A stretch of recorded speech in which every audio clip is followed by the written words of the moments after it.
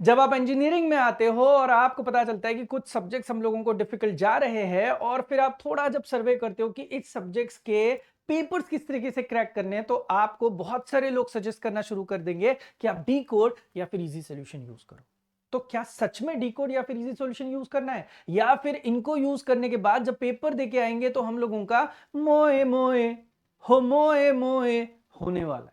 Hi hello नमस्ते दोस्तों, this is Raunak sir और मैं आप सबका स्वागत करता हूं आपके प्यारे प्लेटफॉर्म आलसी इंजीनियर पे। दोस्तों यार, बहुत सारे बच्चों के कुछ सवाल थे रिगार्डिंग पेपर्स किस तरीके से लिखने चाहिए। तो भाई यूनिवर्सिटी के पेपर्स किस तरीके से लिखने, ये तो मैंने ऑलरेडी बताया हुआ है, लेकिन अब पढ़ाई कहां से करनी है, सोर्सेस क्या होते हैं और ये डी कोड या फिर इजी सोल्यूशन यूज करना चाहिए या नहीं चाहिए, सारी चीजें मैं आपको डिटेल में बताने वाला हूं। अगर अब तक आपने चैनल को सब्सक्राइब नहीं किया है तो देर किस बात की है, फटाफट चैनल को सब्सक्राइब आप जरूर कीजिएगा। चलिए एक एक चीज के बारे में बात करते हैं।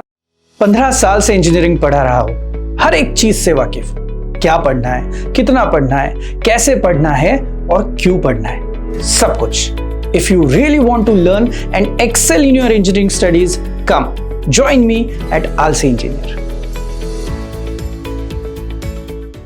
सबसे पहले तो ये डी कोड या फिर इजी सॉल्यूशन होता क्या है। देखो भाई, ये दो अलग अलग पब्लिकेशंस है, उनकी ये सीरीज है। पहली है डी कोड या फिर आप उसको बोल सकते हो इजी सॉल्यूशन, दूसरी सीरीज। अब इन सीरीज में होता क्या है, ये जो बुक्स है, ये बुक्स क्या करती है, आपके सिलेबस के जितने सारे पेपर्स हो चुके हैं, प्रीवियस 6 पेपर 8 पेपर जो भी हो, उनका पूरा का पूरा सोल्यूशन ये आपको दे देते हैं एक छोटी सी बुक में। और ये जो बुक है ये मार्केट में आपको मिलती है और बहुत सारे सीनियर्स प्रेफर करते हैं कि भाई मैं बोल दूं जूनियर को कि आप इस बुक को यूज करो और आप धड़ाधड़ पास हो सकते हो। अब क्या ये सच्चाई है, तो मैं आपको बताता हूं कुछ प्रोज एंड कुछ कॉन्स जो कि आपको पता होने चाहिए जब आप डी कोड यूज कर रहे हो। तो राइट, मैं ज्यादा टाइम वेस्ट नहीं कर रहा हूं बिकॉज टाइम बहुत प्रेशियस है हम लोगों के लिए। तो चलिए शुरुआत करते हैं। सबसे पहले तो फायदा क्या है, पहले तो आपको मैं बताता हूं सब कुछ हम लोगों को जो मिलता है, आपको यहाँ पे सारे पेपर जो है वो कहां कैसे मिल जाते हैं भाई, वन स्ट्रोक मिल जाते हैं, यानी कि आपको बहुत ढूंढने की कुछ करने की यहाँ पे जरूरत नहीं पड़ती है। दूसरा ये जो है कि हमें ये भी पता चलता है कि कौन से क्वेश्चंस जो है वो कितनी बार रिपीट हुए हैं। इसका मतलब है आप देख सकते हो कभी कभी एक ही सवाल 3-4 बार पेपर में आया हुआ रहता है, तो वहां पे लिखा जाता है मार्च है, अक्टूबर है या फिर दिसंबर है, मई है, जो भी ये चीजें वहां पे लिखी जाती है। तो हमें पता चलता है कि भाई इस पर्टिकुलर यूनिट का ये पर्टिकुलर क्वेश्चन एवरी टाइम आया हुआ है, राइट। उसके बाद सबसे इंपॉर्टेंट चीज, आपको ये सारी चीजें जो है वो आपके यूनिट वाइज मिलती है, ना कि पूरा का पूरा पेपर। आप यूनिट नंबर 3 सारे पेपर्स, यूनिट 4 सारे पेपर्स, यूनिट 5 सारे पेपर्स, यूनिट नंबर 6 सारे पेपर्स, इस तरीके से आपको ये पूरा का पूरा सेट मिल जाता है। एंड नंबर 4 ये बहुत ही कॉम्पैक्ट है। अब ये एकदम छोटू सा रहता है, तो आपको पता है तुसी पढ़ाई करो और अपना अपना काम खत्म करो और बोल दो कि सर मैंने तो पीवाईक्यूज सिर्फ पीवाईक्यूज करके गया था, अब मेरा काम बनेगा कि नहीं। तो ये अगर आप मुझे पूछो तो ये सारे के सारे आपके एडवांटेजेस है। अब इन एडवांटेजेस को लेके हम लोग देखेंगे कि भाई इसके और कुछ डिसएडवांटेजेस बनते हैं। तो मैं आपको बताता हूं इसके जो डिसएडवांटेजेस है वो ये है कि बहुत बार आप देखोगे यहां पे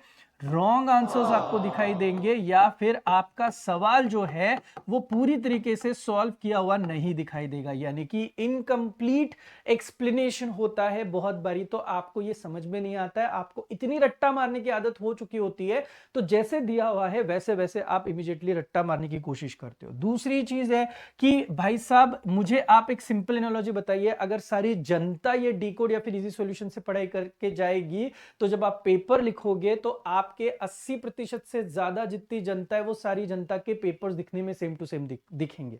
अब आपको मैं अगर कोई न्यूज़पेपर लाके दूं आज की तारीख का और आपको पढ़ने के लिए बोलूं, आप थोड़ी देर में पढ़ लोगे, मैं वापस आपको उसी न्यूज़पेपर का जेरोक्स वापस दे दूं और बोलूं कि पढ़, तो आप बोलोगे यार मैं ऑलरेडी पढ़ चुका हूं। मैं वापस आपको न्यूज़पेपर का जेरोक्स दूं और बोलूं कि पढ़, तो आप बोल रहे हो कि पागल हो गए क्या, मैं ऑलरेडी एक बार पढ़ चुका हूं, तो क्यों वापस मुझे ये रीड करने के लिए बोल रहा है। तो भाई एग्जामिनर की एग्जैक्ट सेम सिचुएशन होती है जब आप इस तरीके से एक ही बुक से पढ़ाई करके जाते हो। तो एक ही बुक से पढ़ाई करके जाओगे तो होगा यूं कि एग्जामिनर को पता चलेगा सारा का सारा लॉट सिर्फ डी कोड यूज करके आया है, सारा का सारा लॉट पूरा का पूरा सिर्फ और सिर्फ इजी सॉल्यूशन यूज करके आया हुआ है। तो इसका मतलब है आपके और आपके सारे दोस्तों के आंसर सेम दिखेंगे यार, तो आपको मार्क्स जो है वो आपके कटने के ज्यादा चांसेस है, आपको एक्स्ट्रा मार्क्स या फिर आपको ब्राउनी पॉइंट्स बिल्कुल नहीं मिलेंगे अगर आप सिर्फ और सिर्फ डी कोड को यूज करके एग्जाम में जाओगे। तो आ रहा है आपके समझ में। अब इसके साथ दूसरा इंपॉर्टेंट पॉइंट ये है कि भाई आप अगर देखोगे यहां पे, जैसे कि मैं आपको बता दूं कि ये जो है आपका बहुत ज्यादा कॉमन हो चुका है, ये वाला पॉइंट मैं यहां पे लिख सकता हूं, तीसरी चीज मैं आपको यहाँ पे एक चीज ये बता दूं कि यहाँ पे आंसर का एक्सप्लेनेशन है। फॉर एग्जांपल कोई एक क्वेश्चन है, तो सेम क्वेश्चन 3 मार्क के लिए पूछा है, सेम क्वेश्चन 5 मार्क के लिए पूछा है, सेम क्वेश्चन 7 मार्क के लिए पूछा है, और सेम क्वेश्चन अगर एमसीक्यू फॉर्मेट में पूछा हुआ है, तो आप देख सकते हो कि जो एक्सप्लेनेशन है वो बिल्कुल सेम है। इसका मतलब है कैसे पता चलेगा 3 मार्क के लिए मुझे कितना लिखना है, 5 मार्क के लिए मुझे कितना लिखना है, और 7 मार्क के लिए कितना लिखना है। भाई सवाल सेम है, लेकिन बहुत बारी कितने मार्क्स के लिए पूछा हुआ है उसके हिसाब से हम लोगों को स्ट्रेटेजाइज करना बहुत जरूरी होता है। तो भाई ये चीज जो है वो आपको प्रॉब्लम दे सकती है। अब बोलोगे सर हमेशा प्रॉब्लम से डिस्कस करोगे तो हमारा क्या होगा, आप प्लीज हमें सोल्यूशन बताओगे क्या, इस चीज का क्या करना है। तो सबसे पहले मैं आपको बताता हूं, पहली इंपॉर्टेंट चीज डीकोड या फिर इजी सोल्यूशन, जो भी आपको दिखता है यहां पे, आपको 100% उसको यूज करना है, आपको 100% उसको यूज करना है। लेकिन यूज अगर करना है तो किन किन लोगों के साथ यूज करना है, तो मैं आपको बताता हूं। सबसे पहले अगर आपको उनको यूज करना है तो पहला इंसान मैंने यहां पे लिखा है, वो लिखा है गूगल अंकल। दूसरे इंसान में यहां पे लिखूंगा जैसे मेरे कोर्सेस उस हिसाब से आप जो भी कोर्सेस आपको मिले वो। तीसरी चीज जो है वो आपको यहां पे आनी चाहिए, that is nothing but chat GPT.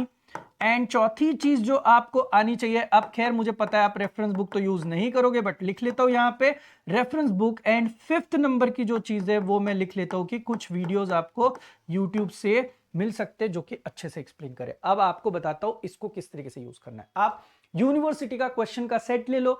अगर आपको लग रहा है इनकम्प्लीट इंफॉर्मेशन या फिर इनफ नहीं है जो मैंने किया हुआ है, तो आप चुपचाप वो चीज जो है इन चारों पांचों ऑप्शंस में ढूंढ सकते हो। और इन चीजों को ढूंढने के बाद आप बढ़िया से आपके नोटबुक में इनके आंसर्स इन डेप्थ में लिख सकते हो, सो दैट आपका सेट रेडी हो। थियोरेटिकल चीजों के मार्क्स तो मिलने ही चाहिए, लेकिन बहुत बार न्यूमेरिकल्स आप देखोगे तो यहां पे गलत आए हुए आपको दिखाई देंगे। तो न्यूमेरिकल अगर गलत है तो आपको करना क्या होगा, इस केस में आपको वापस सॉल्व करके देखना पड़ेगा। इस केस में बहुत बार इंपॉर्टेंट होता है कि आपको ये चीजें पता हो। अब इनके साथ साथ आपकी कॉलेज की नोटबुक रहेगी, आपके क्लासेस की बुक्स रहेंगी, आपके लोकल ऑथर्स रहेंगे, इनको भी आप यूज कर सकते हो। तो मेरा क्लियर मानना है कि हाँ, अगर आपको ये चीजें यूज करनी है, डीकोड या इजी सॉल्यूशन, तो आप बिंदास्त यूज करो, लेकिन सिर्फ उसको यूज मत करो। इसके साथ बहुत सारी चीजें आती है जो कि आपको कॉम्प्लीमेंट्री यूज करना जरूरी है, तभी जाके आपको अच्छे से मार्क्स मिलने वाले हैं।